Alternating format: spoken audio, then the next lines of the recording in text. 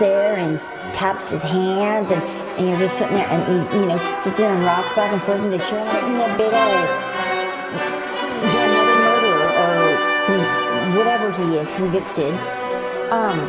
Up to this point of a case, not in handcuffs, not in shackles, one or the other, or both, and in orange.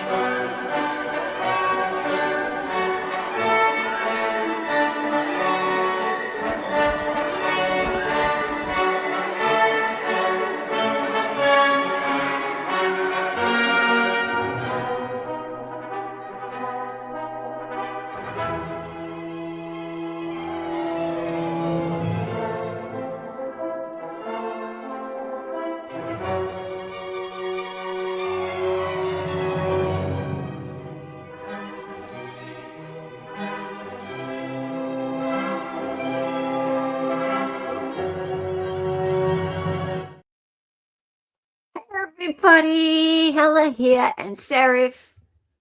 Hi everyone. Hi everyone. How's it going? Aren't I looking handsome and well? Yes, I am. Hi guys. Scott. Hi. Save me from Anjanette. Look, Anjanette's lovely. Anjanette's lovely. There's just some people in her chat. So yeah. I was over in her chat a minute ago. She's really, really sweet. Yeah, it's just, I swear, like, every time I speak, or a couple of us speak in the chat, there's people who are like, oh no, those filthy pro-burgers. Those filthy pro-burgers. And I'm like, they have to be known as cobras.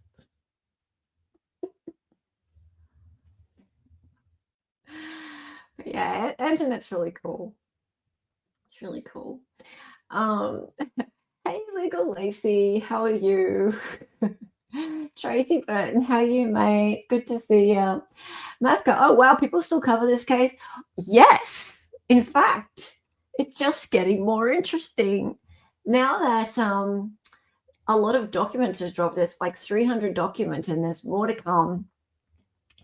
And since, I tell you what, I gotta talk to you all about something.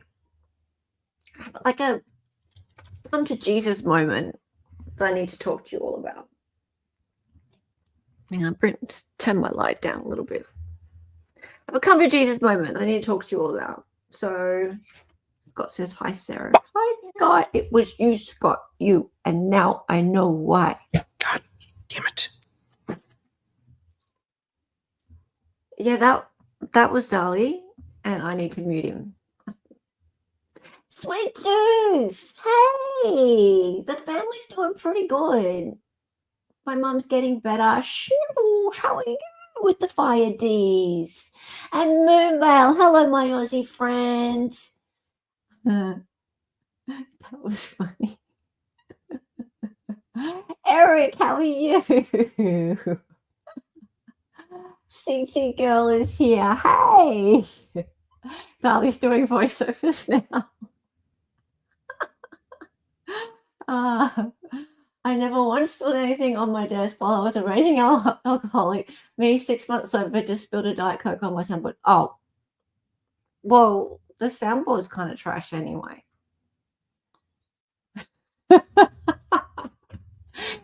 You need to throw it away anyway, darling. Okay. All right. So, guys, I know, like, there's been some dissent in the chat lately. There's been some unhappiness, and I want to have a kumbaya moment. Breathe. Hey, don't be hating. Oh my God, Anjanette, all up in the MSM narrative still. Hi, Helen. No. Look, don't be hating. Anjanette's very level-headed, right? She's really grounded. It's just she has to cater to a really broad audience, okay? Now, people don't like it when I say, oh, I talk to Anjanette. I do. I chat with her. I was chatting with her your day, my night, just before, right? But I talk to a lot of people, and people are just people, right? People who know me know that I don't see people as people being higher than one another because they have big channels or they're journalists or lawyers or whatever. Everyone's just people, right? Doesn't matter to me. And yeah, befriended Anjanette a little bit. She's just a really nice person. And I really appreciate the fact that when she was at the presser last week, she asked Bill Thompson the hardest and the best question of anyone at the presser. Some journalists at the presser just ask the fluffiest questions. They ask stupid things like, how has this affected you? Right? No one cares how this has affected you. Right? Well, I don't. The public is interested in why, how did this occur? And Anjanette asked a really great question, and that is, why did you not get information from Bryan Kohberger as part of this plea deal so that we can all find out, families can all find out, how did this occur? Why was allocution not part of this plea deal? And he gave a really kind of condescending answer. In fact, I'm going to play it in a minute, right? And the other thing I want to play for you guys is Andrea's reaction to Bill Thompson's answer too, because we have two really smart ladies here, Andrea Burkhart and Anjanette Levy, both giving Bill Thompson pause. And he doesn't. He's just like, right? But making him be accountable, trying to make him be accountable, and he's just doing, trust me, bro. Right? And that's why this stream is called Trust Me, Bro. This reeks of the tone of the presser after the Delphi trial. Right? It wasn't as bad. That was pretty bad. But it reeks of that attitude. Like, oh, we know what we're doing. Just trust us. Everything that Bryan said is going to be a lie anyway. So why do you even need to know? Right? Well, people do want to know. People do want to know. Anjanette was a smoke show in making a murderer. Okay. Leave Bill alone. Well, I mean, we have to stay on his good side for Christmas, don't we, E-Man? Yeah. In my opinion, BK doesn't know the details. Yeah. So, shards of glass vibes. Yeah. So, when I say I've had a little bit of a come to Jesus moment, it really did. It really did make me feel a lot better having heard Andrea's take the other day, because especially with the Bryan Kohberger case, especially with Idaho4, when I felt conflicted, when I felt like I'm not sure how to proceed, I've always looked to Andrea and gone, well, how is she reacting? Like, how does she feel? How is she behaving? And it's always classy. It's always classy, right? And it's because of her that I never went down the whole alternate perpetrators rabbit holes, right? I never went and blamed the ex-boyfriend or the friends in the Sigma Chi fraternities, or I never looked to the neighbor, and I never went down those rabbit holes, and I never even blamed the roommates, right? Even though I thought their behavior was a little bit odd, I never went down that way, right? So I looked to Andrea and I thought, okay, I can see what she's doing. She's focusing on the court case because there's enough there, and I'm interested in the court case. right? I can't comment on it to the degree that she does, and that's fine.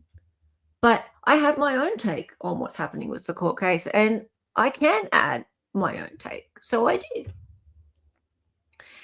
And all along, I could see that there was not enough evidence to convince me beyond a reasonable doubt that this man was the killer. And it's very hard for me to come to this point now and honestly speak to you all and say that I'm now convinced beyond a reasonable doubt that he's the killer, purely because he says yes to these statements that have been written for him with no further information. So that would be very disingenuous of me. Oh, please, cat, careful. Right? So that's where I'm coming from, guys.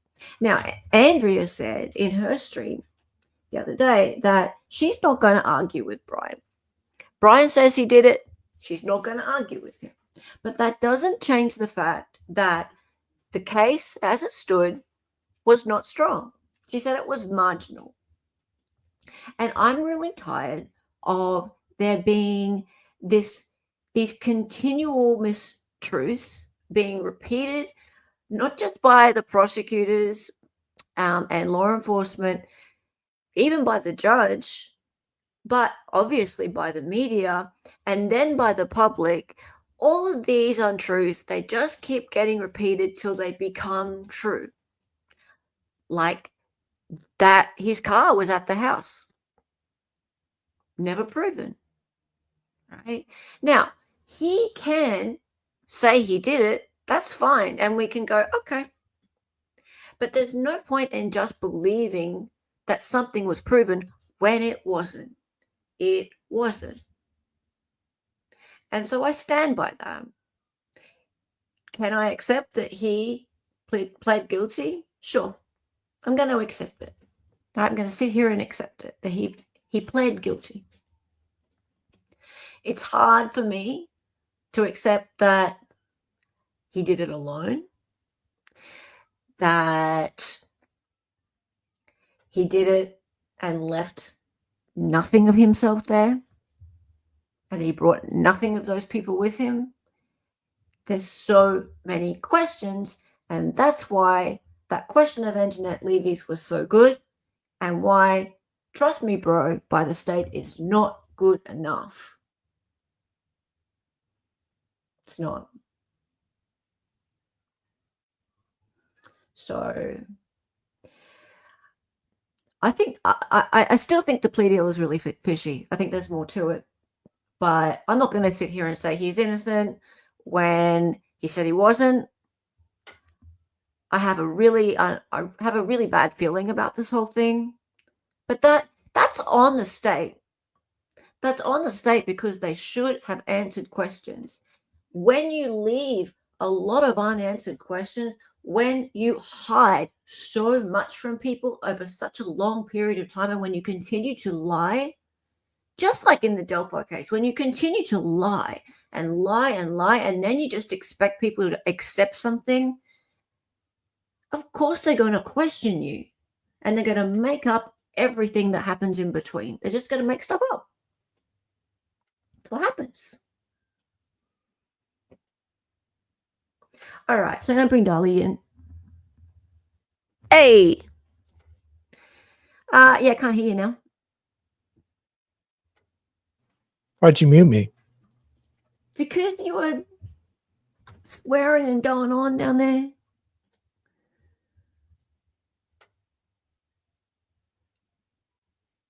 Hey. I still can't hear you. Now you're muted again. Whoa. Did you mute me? No. Oh. Jeez. She muted me. How are you? Muted Muma? Oh, God. Oh, Wow. This is going great.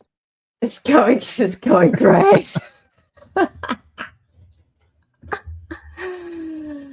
Sorry about that, guys. Macca and Twist, be nice to one another. Jesus Christ. Jesus, people. Just chill out. Have a group hug. I said we're having a kumbaya moment in chat, Yes. didn't I?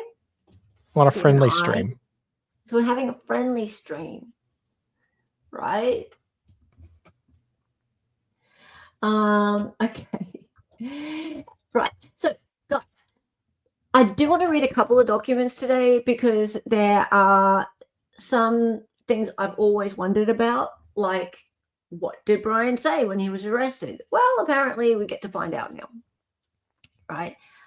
So we'll have a little bit of a look at that, but I really want to look at what I was just referring to. So the presser and that question, and also Andrea's reaction to it. So there's a few things from Andrea's stream that I just want to have a look back at, and I want to get everyone's collective reaction to what she said.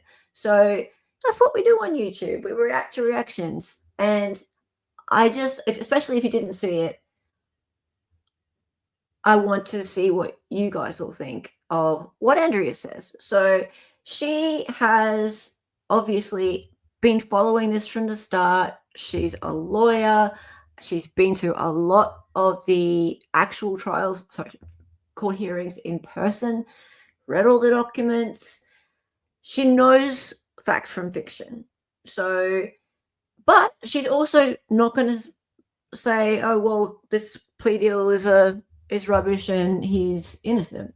No. So, I'm just really curious to see what you all have to say.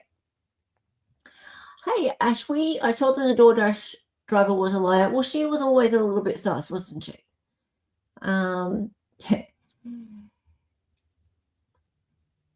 Mac, are you behaving? You're being nice. Classy, not an option. The only naughty or nice. Okay, cool. All right, let's get into it.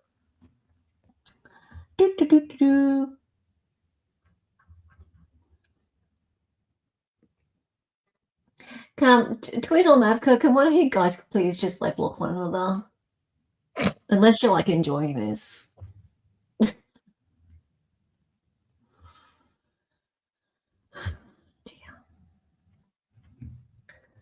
All right, so Don't make me turn this chat around.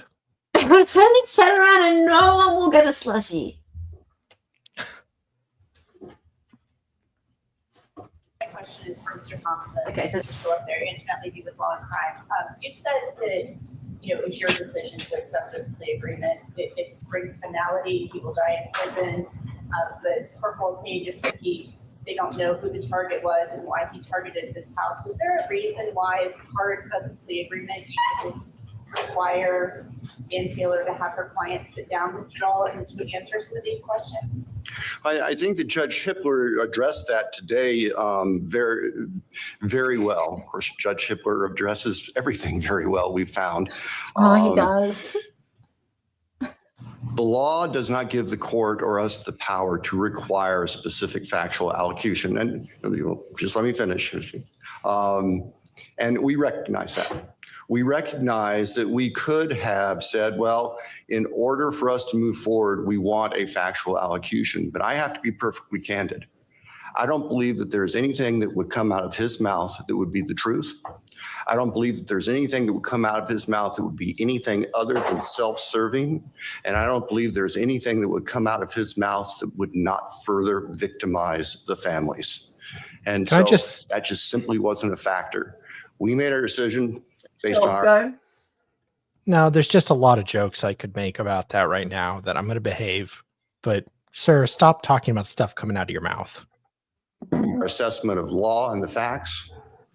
We made our decision based on being able to obtain accountability and certainty, not just for the victims' families, but for the communities and for the state. And that's where our obligations go. In the end, and the old Harry Truman thing, the buck stops on my desk. Well, that's what I got when I was elected prosecutor 33 years ago. I never dreamed it would involve something like this, but we don't shirk our responsibilities just because it got big and nasty. Oh, it got big and nasty. Big and nasty. All right, so Andrea yesterday was watching that exact part, and this was her reaction. Hang on, share tab instead. Go. Boom. So that's the explanation. Okay. That's the explanation. Nothing that he would say would be true. Nothing that he would say would be, it would all be self-serving, and it would re-victimize the families. So I got some serious thoughts about this, okay? Because number one, it is absolutely routine and normal for there to be, for example, cooperation agreements. Somebody gets a plea deal in exchange for testifying against somebody else, providing information against somebody else. That's normal, okay? It happens all the time. It does not require that the plea be conditioned on, like, you have to stand up in court and say it at sentencing. If you're concerned about him re-victimizing the families, it doesn't have to be in that context at all. In fact, I don't think I've ever seen a deal where, like, that's the deal and that's the context. You have to make a specific factual statement at sentencing. Like, no, it's about providing more information so that there can be greater understanding of what happened. And the fact that he invokes this idea that the resolution was going to bring certainty without something like that, it just, I feel like he's not in touch with the problems of his own case, okay, the limitations of his own evidence, why the questions are out there. And I just struggle with this. I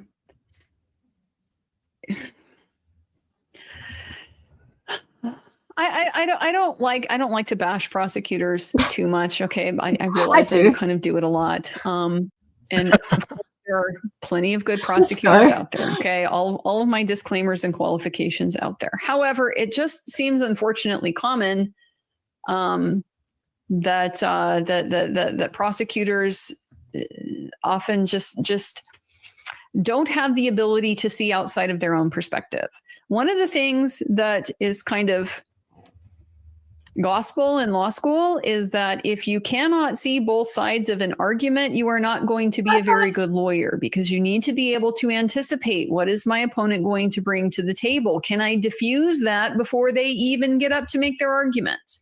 If you cannot predict, if you can't anticipate what the problems with your case are going to be, you're going to be caught off guard, and you're not going to be nearly as effective as somebody who can see critically at my own case. Here's what the problems are. If he really thinks that a plea deal based on this information is giving us certainty, I don't think he has a good perspective on why there are questions about his case. I just don't. Like, yes, it's given us finality. We've talked about that. It's pretty final. Waive the appeal, extremely limited pathways, post-conviction, almost certainly off the table, because he, have I been saying Anders plea this whole time? It's an Alford plea. I just realized that. Anders is a different case in Washington. Oh, man. I didn't do an Alford plea. He admitted he did it. So, like, pretty much anything you can come up with, it's going to be harmless error. It's not going to be a manifest injustice because you said you did it. So therefore you got the consequences that you deserve. Essentially the view there. So we got finality, no question, but certainty without having questions answered. It's bullshit. This feels very gaslighty to me. It's either gaslighty or just an inability to critically look at his own case. Now, let's talk about some logistics here and how this type of thing works. Because yes, if you're worried about him victimizing the families, great. Then don't make the condition that he say it for the first time in open court and sentencing. That's not required. You can make pretty much any condition of a plea agreement that's not, like, contrary to public policy. Yes, you could Yes, so that's interesting, right? So he goes and says, he gets up there and he goes, oh, well, we don't want to re-victimize the families, right? Well, but you don't have to. And hasn't there been a ton of stuff that's re-victimized the families already? And so, hang on. By getting him to say something like where the murder weapon is, right? And to be fair, if he threw the murder weapon in a river, it's long gone. They won't be able to find it. But Sure. I would think there are things that they could verify, that he could tell them if he knew. That's just, they didn't even try. There's got to be something. Like, tell us the layout of the house. Like, tell us what somebody was wearing. Like, give us some information that only the killer could know. Anything. It doesn't even have to be something that is terribly like heart-wrenching. Anything. Yeah. Like, who did you go to first? Like, who did you attack first? Something. Anything. And then you can look at the other evidence and see if that matches can up with verify what it. you know. Yeah.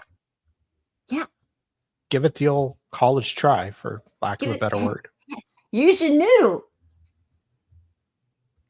Right?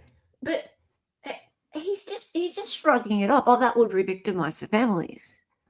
I would think that some of the families might like to know something. Like, haven't they already said they want to know why he did it? absolutely make as a condition of the plea agreement, which he saw the reporter was going to challenge him on. I can't require a specific factual allocution. He saw she was going to challenge him on, yet you can make a plea agreement contingent on providing information. Absolutely, you can. Well, it would all be lies. Well, here's the thought. Require verifiable information. Okay. If you require like a detailed description of how and why he committed the crimes, a lot of that, it's going to be verifiable. And so you will know. No, this can't be correct because X, Y, and Z. It doesn't comport with non-public information, or whatever. It's just not viable.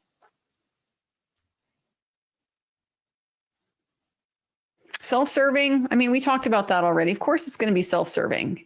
His explanation right here is self-serving. That's how people are. People have egos that they try to protect. Yes. They try to put themselves in a good light. We all do it. The plea deal is self-serving. We all do it. It's called a plea deal. Yeah, it removes the death penalty. It's kind of self-serving. Highly dissatisfied with his answer.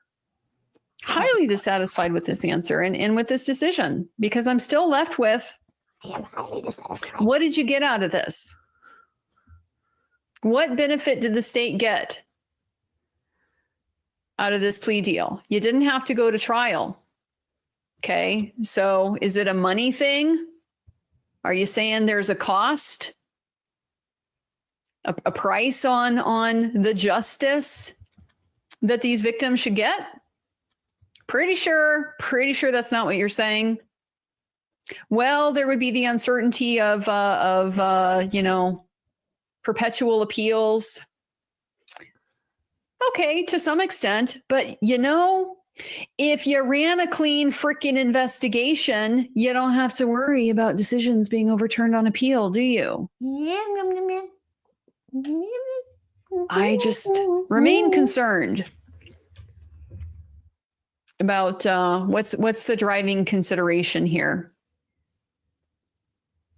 Well, I mean, from the outset, we knew this was going to be a death penalty case, because if this case is not a death penalty case, what case deserves the death penalty, if not this one? Yeah. don't agree with the death penalty, but I mean, it certainly is up Yeah, there. if you're for- going to have the death penalty, then I mean, Why is it what taken off the case- table? Because at the end of the day, that's what he wanted. And he gets to make that decision.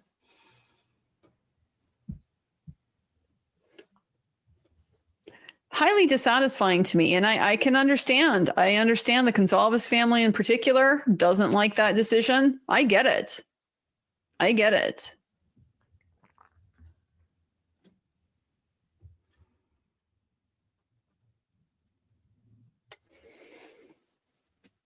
It was leverage they had. They could have gotten information, and they chose to simply give it away. And I do. I remain baffled. I remain baffled.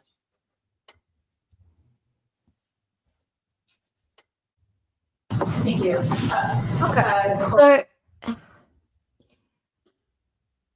I'm kind of not baffled, because remember how many times there was, if not hints, outright allegations of prosecutorial misconduct in this case, right?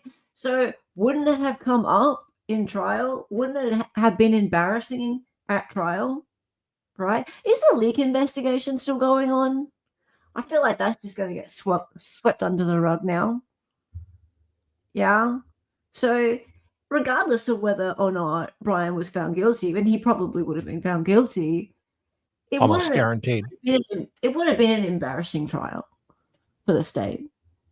Yeah. Stuff would have come out at trial for the state and for the feds as well.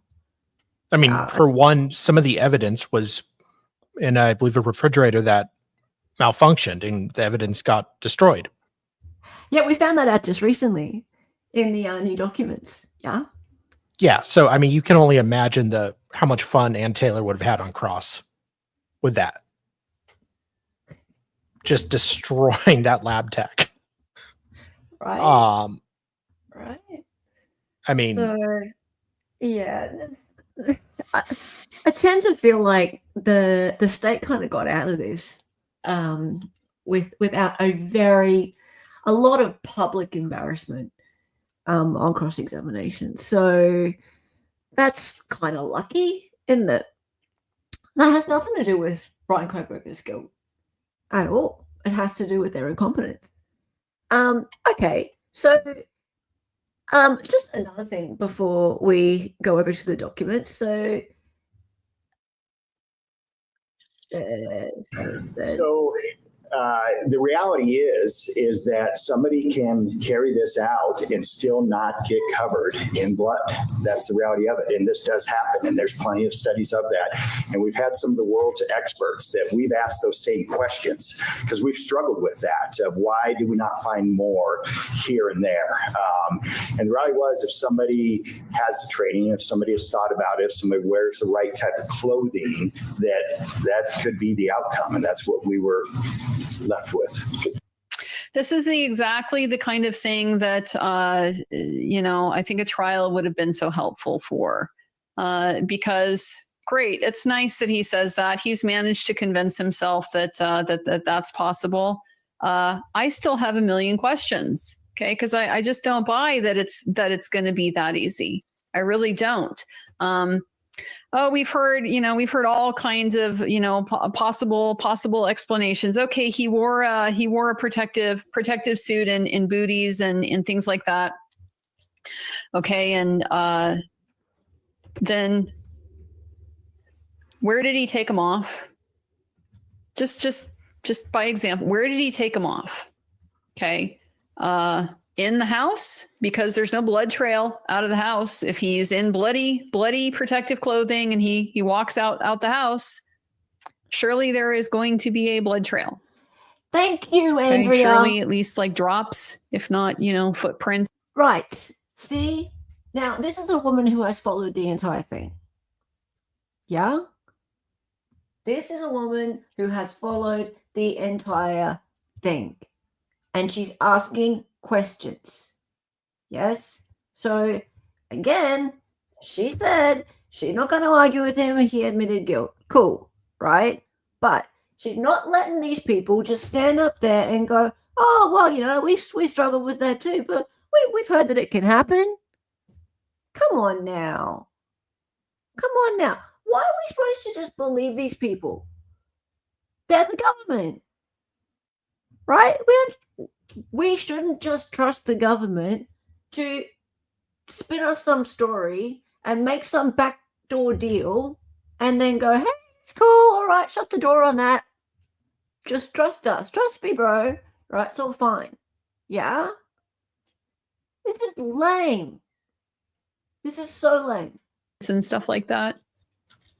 So he takes it off in the house. Does that not kind of defeat the purpose of the protective clothing in the first place in terms of like preventing transfer of stuff? Like, you know, don't lose your hair, your trace DNA, your skin cells, etc. We know he would have had to have taken it off in the house because what Dylan saw was not somebody in protective wear.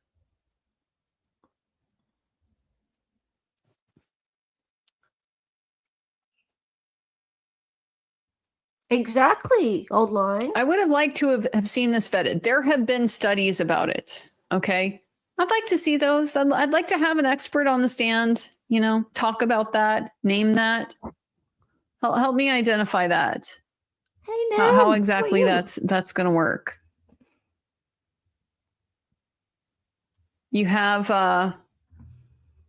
at least one victim who resisted, you know, fought back, but you know, no apparent injury.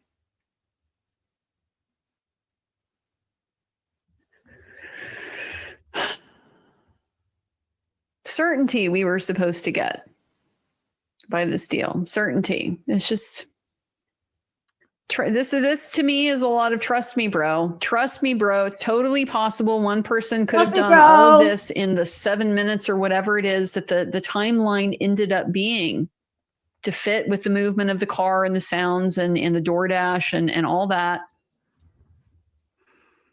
Trust us.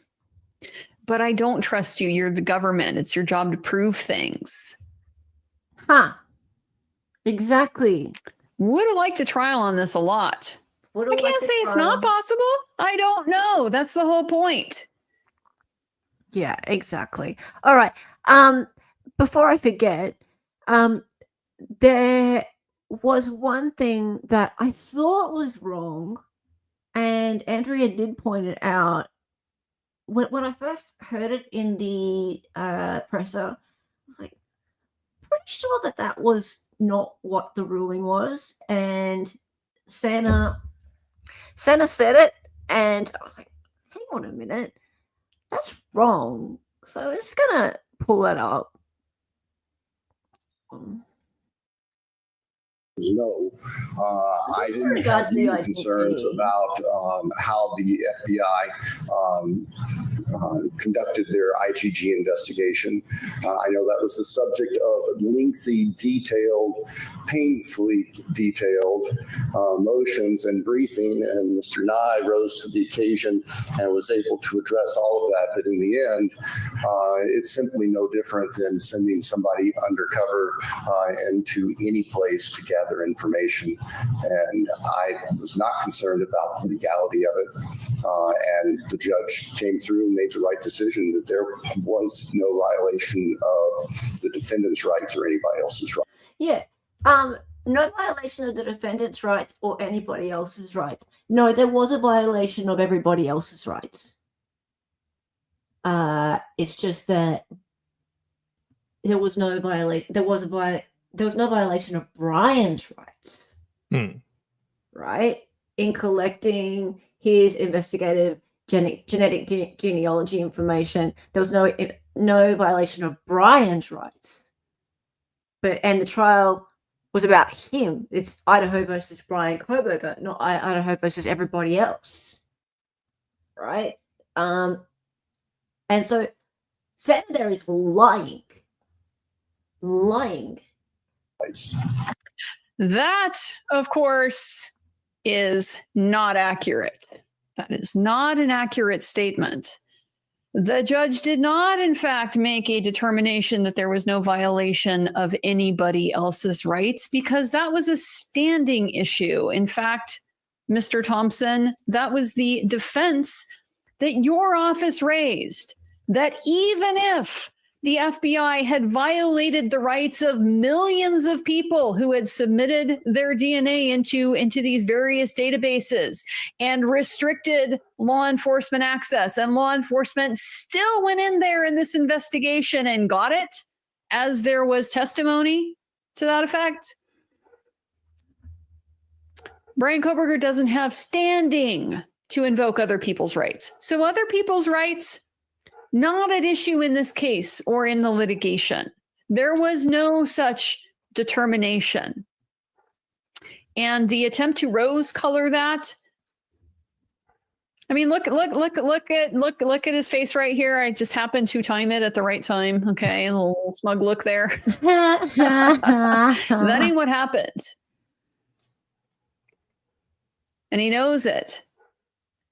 So you're looking at Anjanette? You know, continues to raise you silly woman. Why this deal in this format, what's the benefit, and so forth. It's stuff like that. Guys, cool it in chat. I don't know what was painful about the detail of the motions. Was that painful? The FBI's malfeasance? The IGG investigators' malfeasance in that case? It came out in the motions in limine. They backdoored access to genetic, personal, highly detailed genetic information of individuals who had not consented to it. That happened.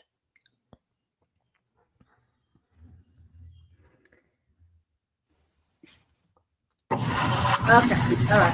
I just left the night.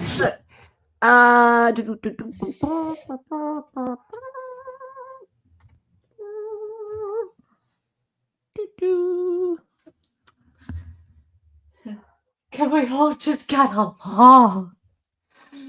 Kumbaya, Manoi. Kumbaya. Hang on, how about this?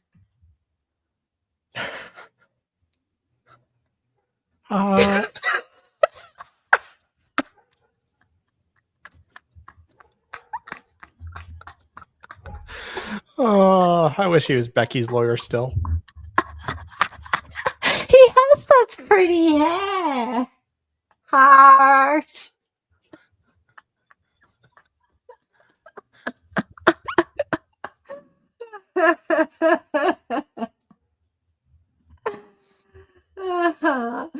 Oh, Ashley. We're so glad you're here for the fun. Is Wendy here? Oh, hey, Wendy. How's it going, mate? Is Chad being kind? Apart from the death threats and all that, everything's fine. I think they secretly like each other. Yeah, I think they're flirting. Anyways. Kumbaya.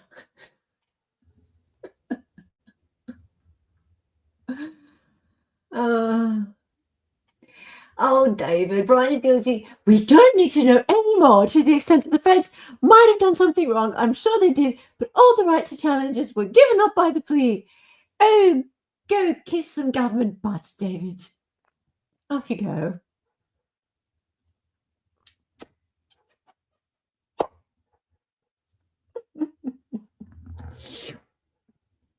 Anyway, nice to have you here today.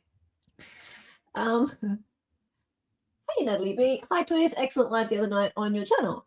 Yes, everyone subscribed to Twiz, except you, Mavka.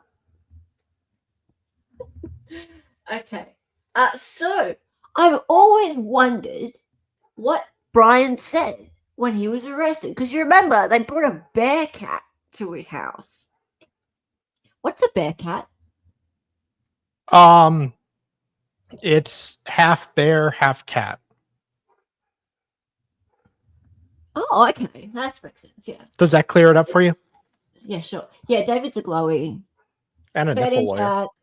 Fed in chat. Yeah, okay. It's There's one bear. in chat. Okay, bearcat can refer to two distinct things: a binturong, a mammal native to South and Southeast Asia, or a lenko Mhm. bearcat, a tactical armored vehicle used by various military and law enforcement agencies. Okay. It's so I don't think they brought a mammal closely related to the mongoose family. So I'm guessing it was a tactical armored vehicle, but I could be mistaken, guys. I could be mistaken. So They had snipers, legit. They had snipers, right? jeez. Yeah. And they I were think like this is Ruby hiding Ridge. out. It was full on, right? It was, yeah. They are so making a movie about this. They're making several movies about this. Hey, Simeon, a bearcat was also a new fighter plane in Wing Commander 4, I think. Ooh, it just sounds really cool. Bearcat. Hey, bearcat. Okay. So, interview with Kohberger in Pennsylvania. So this is at his mom and dad's house, right? And they're in a gated community. I don't know why. I guess they gated off. Additional responding officers and a case number added to something, and I don't know what WG means, evidence. And a video, audio, and transcript of interview added to case file. Well, I want that. That would be good. 3, narrative. All right. So here's the deal, right? I wish that I could see the actual video, body cam, whatever of this, and I hope one day it comes out because I'm a little skeptical about all this. Just a tad. But we'll see. Okay. So what? Just chat's being stupid. That's just very stupid. Do you want to read this or do I? Go ahead. Okay. On December 29, 2022, ISP Detective Sergeant Gilbertson, FBI Special Agent Shirley, Shirley, you can't be serious, and I arrived at Albrightsville, PA, in preparation for the service of the arrest and search warrants for Kohberger and his family's residence at something, Albrightsville, PA. After several coordination meetings, Detective Gilbertson, SA Shirley, you can't be serious, and I drove to the Pennsylvania State Police Barracks at Stroudsville, PA, to await the arrival of Kohberger after his arrest and to interview him upon his arrival. At approximately 0200 hours on December 30, 2022, Kohberger was brought to the PSP Stroudsburg Barracks and placed in an interview room. The interview was recorded on the built-in video system at the barracks, as well as Detective Gilbertson's pocket recorder. Ooh, is that a recorder in your pockets? Are you happy to see me? Detective Gilbertson and I were the interviewers present. This is a summary of our interview with Kohberger and is not a verbatim transcript of the interview. A full interview transcription will be attached to this case file. Detective Gilbertson and I began by introducing ourselves and stating which agencies we represented. When I stated who I was, Kohberger stated, "You do look familiar." Okay.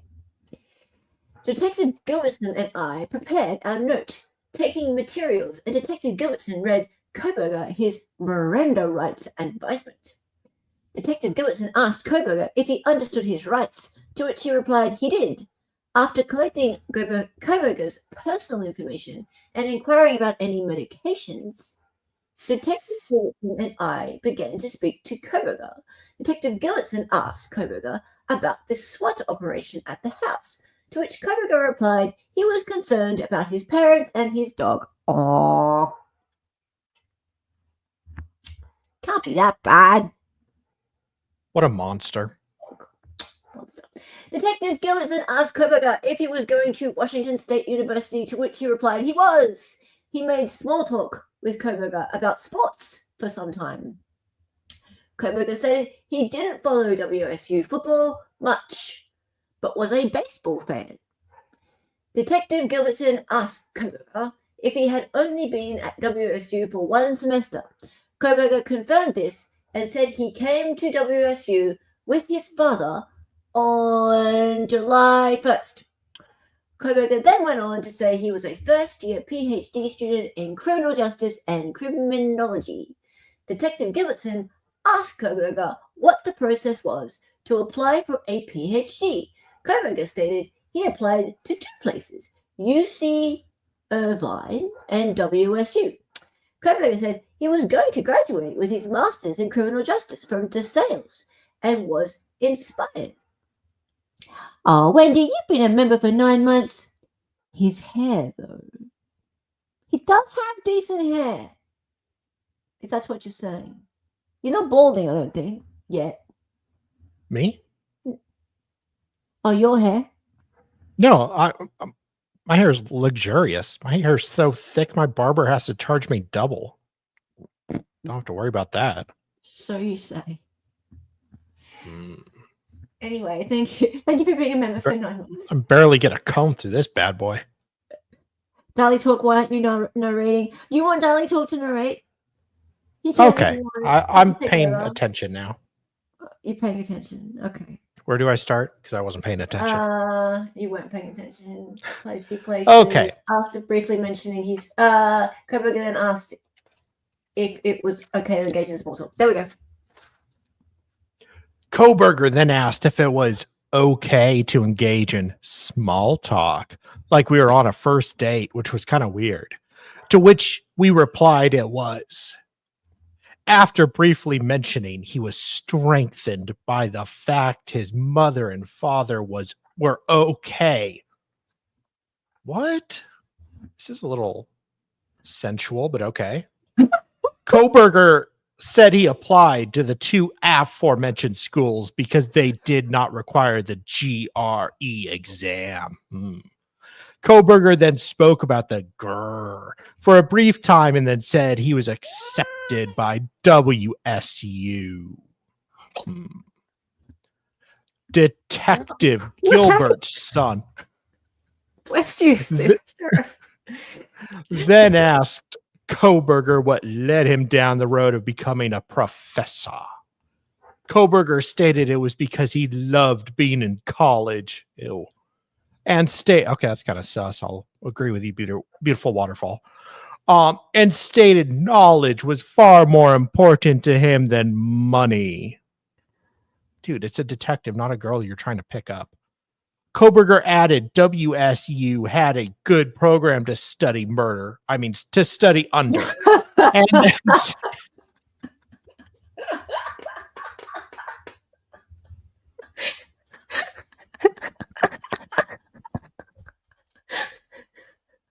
sorry, I misread that. My mistake. My bad, guys. My bad. That's on me. The sales didn't have a good enough murder program. And then said, you guys know all about this more than likely. Kohberger then asked questions about University of Idaho and other Idaho universities before stating he didn't know much about Idaho or Washington and had not left the tri-state area much. Kohberger then returned to speaking about his focus on learning, and now he thought he could obtain his doctorate degree. Kohberger then said he recently returned home to see his family. Guilty.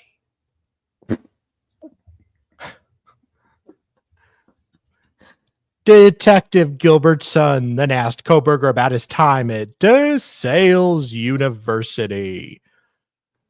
Kohberger spoke for some time about his time at Northampton Community College and DeSales. Kohberger then spoke about how he became interested in criminal justice and stated he thought about being a police officer, but did not want to make that commitment unless he was absolutely sure. That's good. Don't want to be the next Derek Chauvin. Kohberger then continued to speak about his education and universities. Kohberger also spoke more about the process to get into a PhD program and how competitive it can be. Maybe he's just trying to write a thesis. Maybe. Detective Gilbert's son then asked Kohberger about his move to Washington. Okay. Jesus, this guy MapQuest. Kohberger said he drove across country and wanted the challenge of driving cross country and experiencing it with his father. Okay, that's a little weird. Who but wants okay. to drive across the country with their father? I don't want to drive to the car dealership that's 10 minutes away when my dad's car breaks down, let alone cross country with him. But okay. Hey, each to their own. Kohberger spoke about his travels and the risks of such travels in winter. Kohberger then began to speak about the beauty of the environment and its relationship to God and a higher power. We spoke about this for some time, and Kohberger said he was raised Christian with a side of murder, but was always a skeptic except when confronted with the beauty of the natural world. Detective Gilbert's son asked Kohberger if he had ever been to the Pacific Northwest prior to coming to WSU, and Kohberger said he had not. And never will. I asked Kohberger if he and his father made any stops along their way back to Pennsylvania. He told me they visited Colorado, getting that weed, but the main goal was to just drive. Kohberger then told a story about seeing an unmarked police car near Kansas City speed up behind him, catch up to another vehicle, turn on its emergency lights, then drive away. Narcissist. Kohberger thought this was strange and was unsure why it occurred. Detective Gilbert's son then asked Kohberger about the job he mentioned. Kohberger stated he was a teaching assistant. Kohberger then talked about how busy he was and how the funding package that comes along with being a teacher assistant is scroll. Oh, sorry, scroll. What makes the extra work worth it? Kohberger then discussed ongoing projects with WSU PD and Pullman PD. Kohberger spoke more about how being a TA is essentially assisting the professors, which might explain why the title is called a teacher's assistant. Yes. And the department. Kohberger stated he did not get to assist with teaching with the exception of assisting with office hours. Okay. Detective Gilbert's son asked Kohberger if he would be a TA again next semester, and Kohberger replied he would. That's important. Don't get arrested. Well, yeah, well, she doesn't get arrested. But people say that he had been sacked, right, from the teaching assistant position. I don't know if that's true. Twiz, is that right? But he was fired on December 19th. Hang on, what is the date of this? Hang on.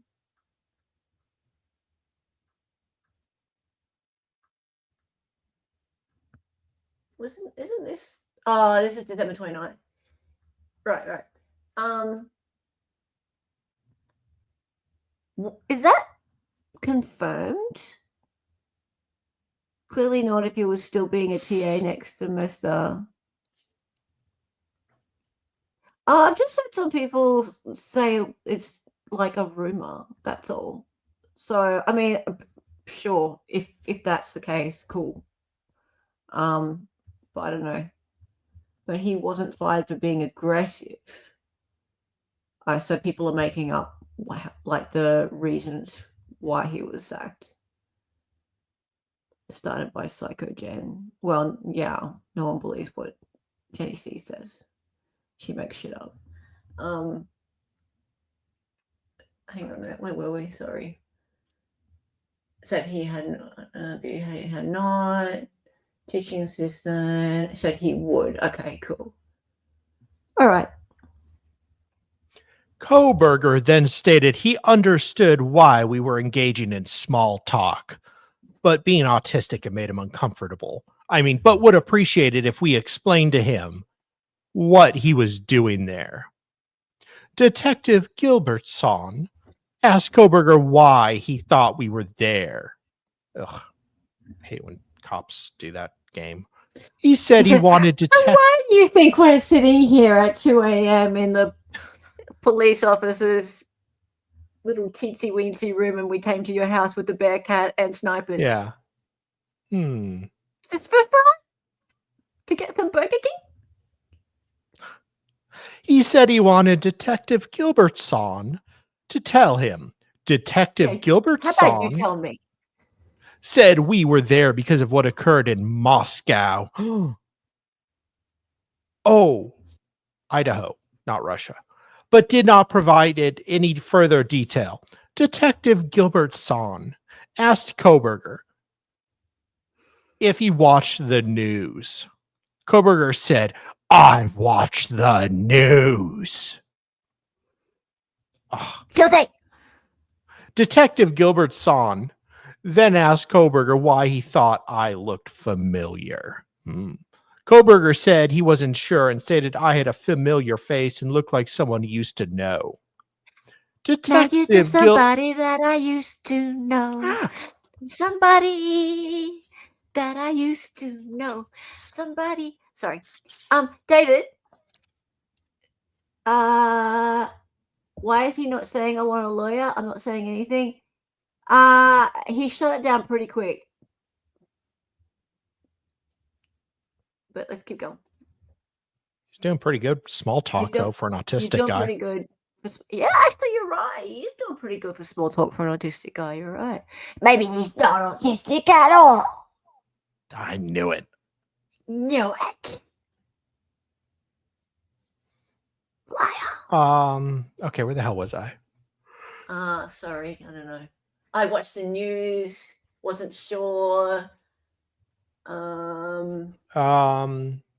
Okay, and when prompted to elaborate, Kohberger said it was the incident we had been investigating for how long has it been? Kohberger said there were probably several incidents of Detective Gilbertson being premature, and then said he was aware of a homicide because of a WSU alert he received.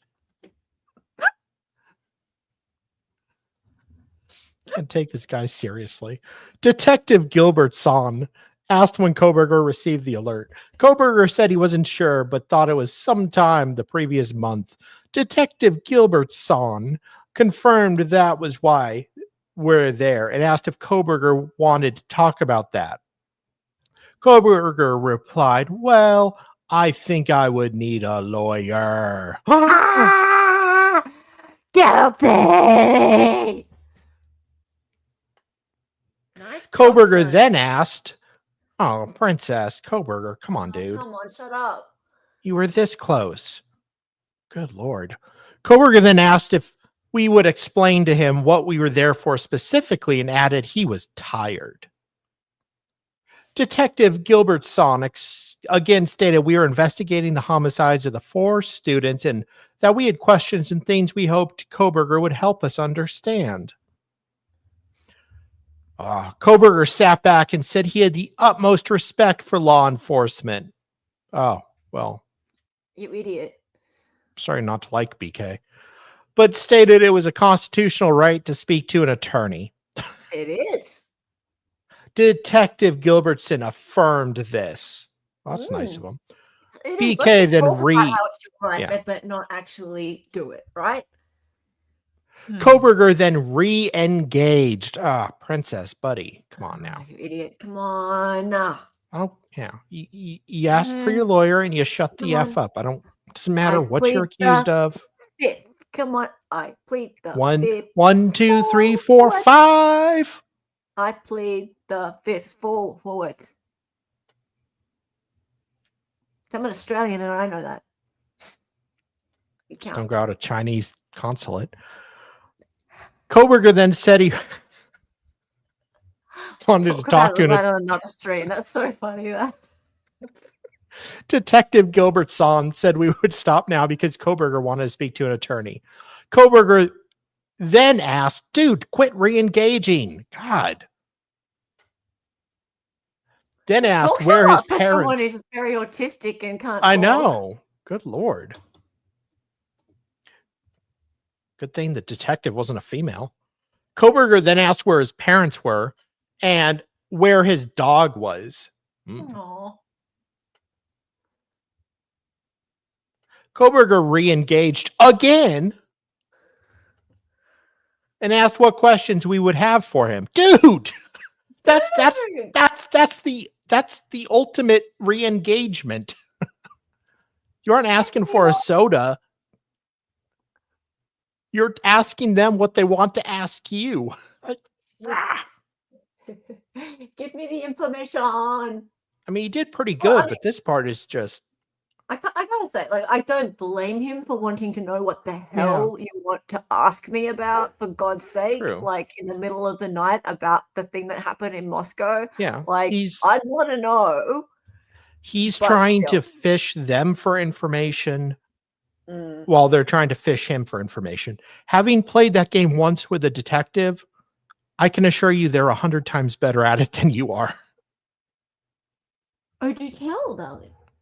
Oh, no, it wasn't anything I did. Oh, really? My doctor, I went to my doctor one day and their office was being raided by the Phoenix drug police, whatever it's called. Apparently they were a little too willy-nilly with their testosterone. But I was trying to figure out what the hell was going on. Why is my doctor being raided? And they're trying to like get information on the doctor from me. And it was, you know, and the detective was not very smooth with how he was recording me, because he like turned his phone down but like kept like touching his phone and moving it around. Like I knew I was being recorded. It was pretty obvious. But anyways, they're going to be better at wheedling information out of you than giving it up. Okay. And I they told can BK. lie. Like Claude Simeon just said, like they can lie. Oh yeah. So yeah, I could see myself doing the same, trying to trick them into telling me things, knowing they can lie, and my lies could be That's held true. against me, makes it an unfair game. Yeah, you're right, Claude Simeon. Very true. Yeah. Okay, go on. So where were we? I told BK he invoked his Fifth Amendment rights. What? Hang on a minute. But did he? Hang on. Kohberger re-engaged again and asked what questions would be hard for him. Then, yeah. From there. From Detective Detective Gilbertson then asked Kohberger again if he understood his rights and asked specifically what BK wished to have it his way. Kohberger asked what specifically we wanted to talk to him about and the reason. I told BK he invoked his Fifth Amendment rights, so nah. And we were not going to ask him any further questions. BK asked again for the reason he was there, but added he would like to talk to an attorney. At this point, we concluded our interview with Kohberger and left the room. This all just seems like magical land. Like, he didn't actually... Okay, assuming this is exactly how it went down, which it is all being sort of paraphrased and written as a summary, so we need to see the video of it, and there is a video. Assuming this is how it went down, he didn't ever really invoke his Fifth Amendment. He said, I think I would need a lawyer, but then he started asking them questions, and then he gets asked, you sure you understand your rights? And then they told him that he invoked his Fifth. And then he said, I'd like to talk to an attorney. That's how that reads. Right? They told him.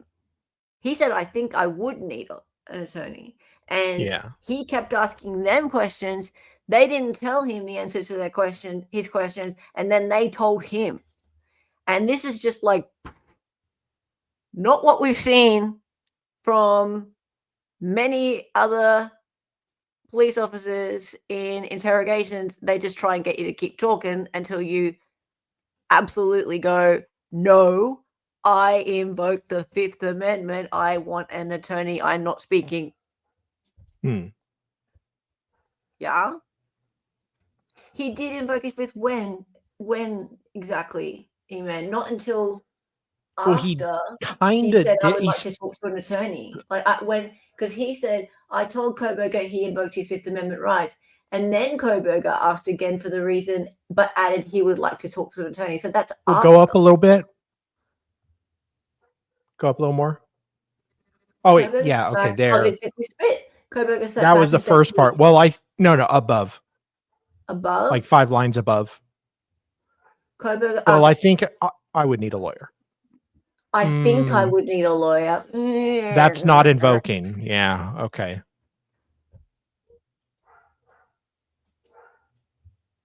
Yeah. But then he started asking them questions after that. Yeah.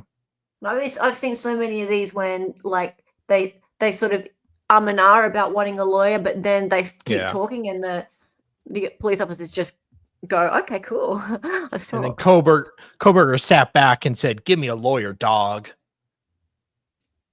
And he did not invoke his right to a lawyer, dog.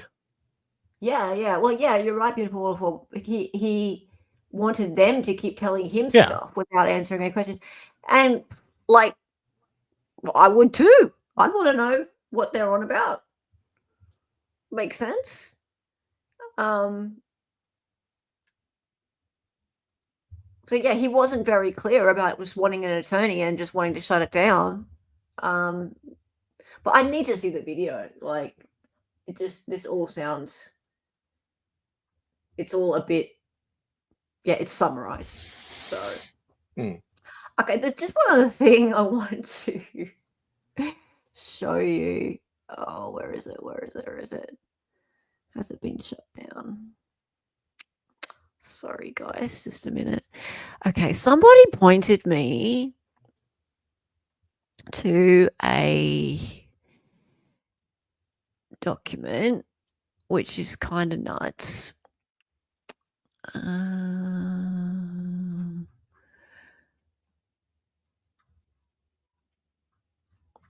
a second.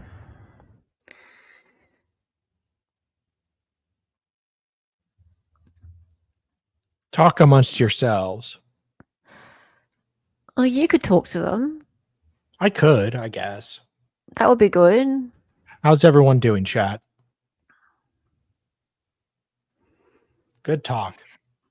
Well, it's just that, like, I had the What are you document doing? up, but hang on, maybe I've got it. Oh, You found it? Come on. well, every time I bring it up, every time I click on the link, it brings me to the whole folder. Yeah. And there's like 100 things in there. Uh-oh. Yeah, no. Hang on a minute. Okay. Yeah, take your time. I'm hourly. Yes. You're hourly. This is going great. You're really good at just like padding out the stream. Aren't you? You're fantastic. I am. I'll just play with the soundboard. The soundboard, is it broken?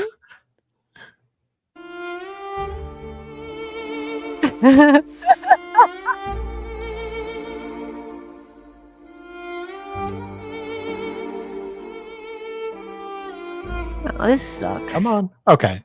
So we can't find it. Oh, no. I know where it is now. Okay, that's fine. At least I know the document number. I can find it. I didn't even know the document number until a second ago. That's all right. 167. Hey. Okay. Hey, amazing. There's 300 documents, guys. Okay. Yeah, there's 300 documents, and unfortunately, hang on. Unfortunately, when you open up when you open up a link, it opens up the folder instead of a document. So you have to actually know the document number. Oh yeah. Okay. So here's what I want to show you. On the 21st of March, 2023, Brett Payne wrote this. Narrative. I was notified by email on Monday, March 20, 2023, of a found property call reported to LCSO, so that'd be Later County Superintendent's Office, wherein, or Sheriff's Office, sorry, wherein the RP discovered a K-Bar brand knife in some bushes in the city of Genesee, Idaho, on the same day. Right, Genesee's right nearby Moscow. On the same day. Per the LCSO call records, the knife was located by a child playing in some trees, oh God, at the top of Ash Street near Spruce Street. Deb Whiting responded and booked the item into LCSO evidence. On March 21, 2023, I responded to LCSO to look at the knife. The knife was a K-Bar brand knife with a blade approximately 4 inches in length. The knife was in a black Kydex sheath with cordage wrapped around the handle. This knife did not appear to match the wounds inflicted on all 4 victims. I collected the knife from LCSO and booked it into MPD evidence on March 21, 2023. I also attached a photo of the knife and the LCSO call record to this case file electronically. I certify or declare under penalty of perjury pursuant to the law of state of Idaho that the foregoing is true and correct, reviewed by Sergeant Blaker. So that's it.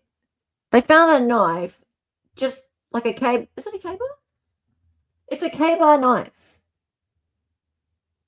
And that's it. That's all they did with it.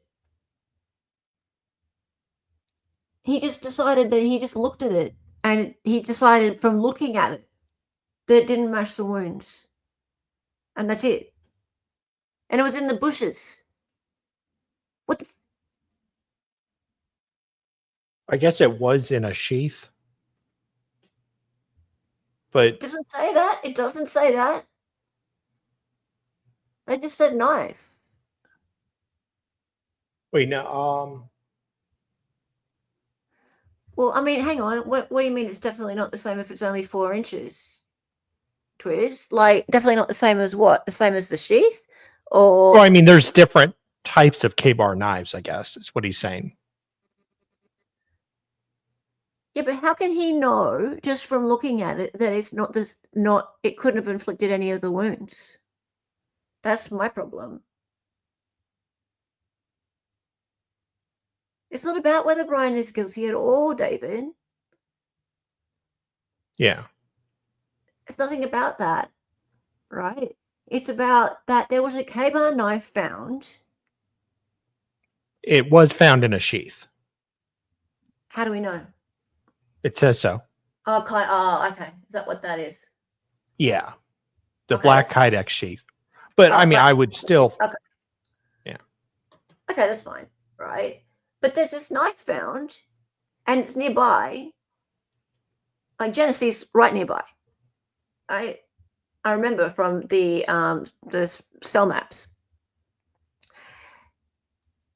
Why would you just look at it and go, oh well, it's too small, it's not the right size of, probably it's got a sheath, it can't be the right one, right? It's a different size than the murder weapon. But this is the problem, beautiful waterfall. They just decide what the murder weapon is because of this sheath, right? We don't even know the sheath has anything to do with the murder weapon. We've never found the murder weapon. They've never found the murder weapon. We're talking about back then, right? All they have is this stupid sheath. They put everything, all of their resources into that damn sheath, right? They don't know. They've got no idea whether or not that sheath is actually connected to the murder weapon. If they could, they need to open their eyes and look at other possibilities, right? It could have been any knife. Obviously, it's a knife, or maybe several knives, right? But that was their logic, yeah? The blade is 4 inches and the one in the crime was 7. Well, I'm sure the detective has been telling a lot of people something that is 4 inches is actually 7. So I don't know why he wouldn't collect it just to be safe.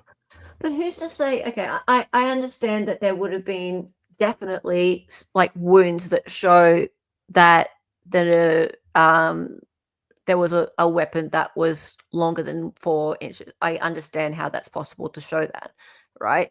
However, who's to say that there wasn't 2 weapons, right? Burger King, Hey, why there does was it in matter? Murdoch. Why does it matter? Because there could have been 2 perpetrators. There could have been 3. There could have been 2 murder weapons. There could have been 4. Why don't we care? Why are you happy to just go, oh, case closed, no problem, when they've lied so much? Bill Thompson lied up in that press conference the other day. He lied at the plea hearing when he stated that the roommates were asleep when they were awake, right? Now, not that I'm not trying to point any fingers at the roommates. I don't care, right? I don't think the roommates are involved. But there's evidence the roommates were awake, right? They were texting at the time. So why would he get up at the plea hearing and as part of the statement, the court statement, to say what happened, he said that the roommates were asleep at the time when they weren't. They were awake, right? The state lies. They've been lying the whole time. They're covering so much up. So why is it okay? Why are we cool to just trust them and go, okay, well, anything they say must be true because Bryan went, yes. Why are we fine with that? Just because Bryan admitted his guilt, that's not enough. They did book it into evidence, apparently. They booked it into evidence. So what? Then what happened? Yeah. Then what? We'll follow it up, right? So we'll see. We'll see whether or not it was Tested or anything. cross-referenced by whether it was tested. Okay. Yeah. You guys are right. Okay. They were in their bed. Are you serious? You haven't seen the discovery. Who was in their bed? People can do lots of things in their bed when they're awake or asleep. It doesn't matter whether they're in their bed or not. The prosecution lied, right? Yeah. So when people lie and lie and lie over and over and over again, why are you going to just believe them? Right? Why? Yeah. Anyways. Yeah. There's no point in just believing people because somebody took a plea, right? We don't trust the government. Do you want to just trust the government every time they say something? I don't. I don't trust my government every time they say something. Why are you trusting yours?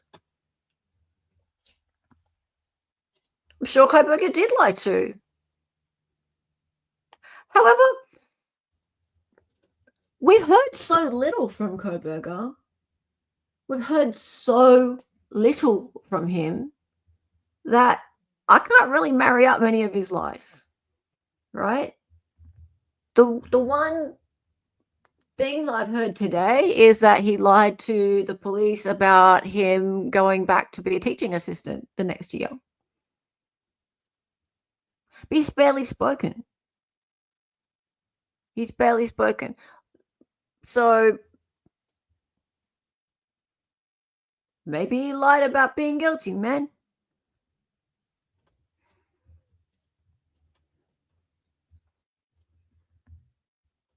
Yeah. So yeah, people lie. People lie. So why would you suddenly believe him now? If you think he's such a liar, why do you believe him now? I think it's also hard because we're only getting some of the discovery, whereas the states and the FBI discovery. That's fair. I don't think we'll see anything from the feds. No. It makes it even harder, Tracy, because we're going to receive it over a long period of time, and it's going to be a matter of sort of piecing bits and pieces together, right? So say, for example, this knife, right? With this knife, it's possible that they did test DNA on it, for example. They did check it against the coroner's report. We may find out that that's the case. We may not. Mm. We may not.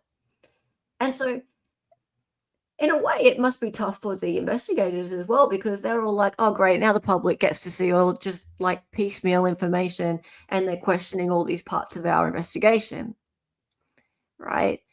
Whereas they actually had to go through it, and they're the professionals. And they didn't choose for there to be a gag order.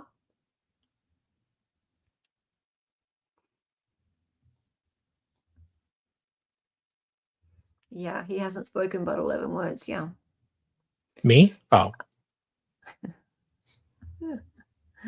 Right. You were fine until Salvador started talking. What has he lied about? Are we talking about BK? Well, today we found out that he lied about going back to WSU and being a teaching assistant the next year. So that's today. Well, when I say today, when we read out the his interview with Detective Gilbert in Pennsylvania, and he was making small talk. He said that he was going to go back and be a teaching assistant when apparently he was fired 10 days earlier. So that would be a lie. So, yeah. Maybe Sai will talk about the cast report. Well, that would be cool. Well, that'll get a lot of viewers, that one there.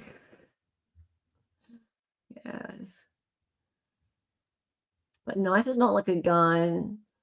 What kind of knife is used like you can a gun? And if a blade is 4 inches and leaves 7-inch cut, that would make it 7 inches. Yeah, agreed. But more, my question is, how do you know there wasn't 2 knives?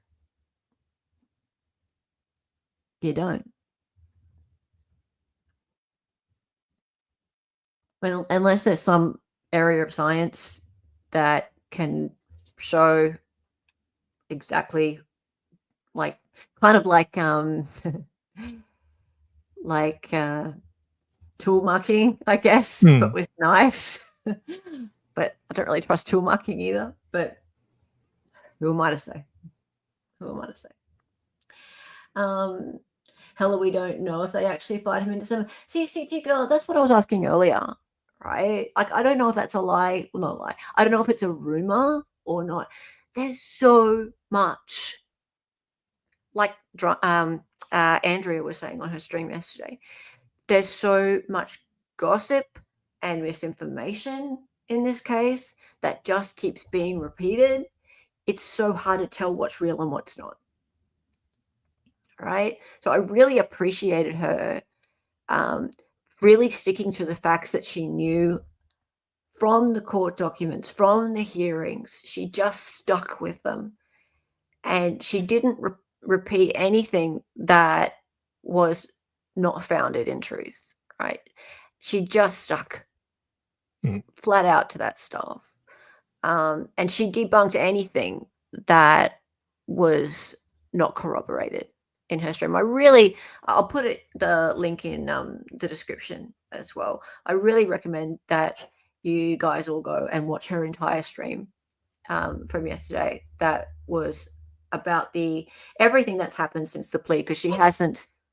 That's Seraph's sneezing. Bless you, Seraph. She hasn't done any streaming about the Kohberger case since the plea. So she really went through her whole reaction to all of it. And again, Andrea has been following this right from the start, all of the court hearings, all of the documents, but she's been out of action this last couple of weeks, not on YouTube doing anything to do with Kohberger.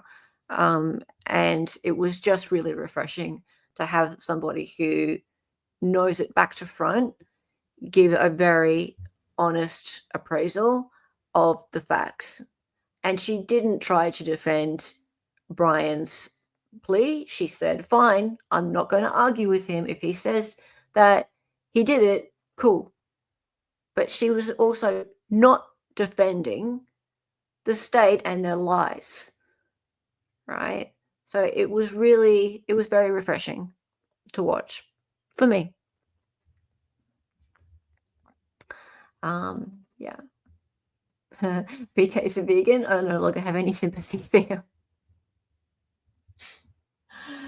Can you imagine if you lost your knife and then some rando decides that it matched the injuries on a murder victim?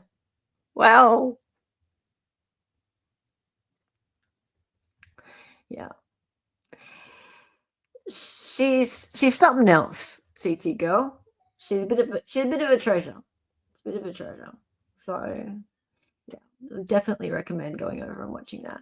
So got to drive to get Thai food, but I'll be listening. Yeah, cool. All right, thanks Twist for hanging out. Sorry about death threats and all that. Hope you come back. Dear. All right, cool. Who's streaming? Surely Sean. See? Surely. No? Oh, well, never mind. Okay. Thank you guys for hanging out. Yeah. So I have another theory about the plea deal. I will stream about it shortly. I need to follow it up more. There's some documents I need to bring up. I need to cross my T's and dot my I's on that one. So yeah, just stick with me on that one. But yeah, we'll cover some other stuff as well. So nice to have you all here, and have a great day, and time for the song. Her name was Ella. She was an Aussie. She was a fake lawyer from the future. She got on YouTube and made some live streams. The co-host is Donnie and she dances sometimes. The words are always so loud in because she's an 803. To the attention, excited ignorance. Her cat is staring through when he goes missing. We are censoring.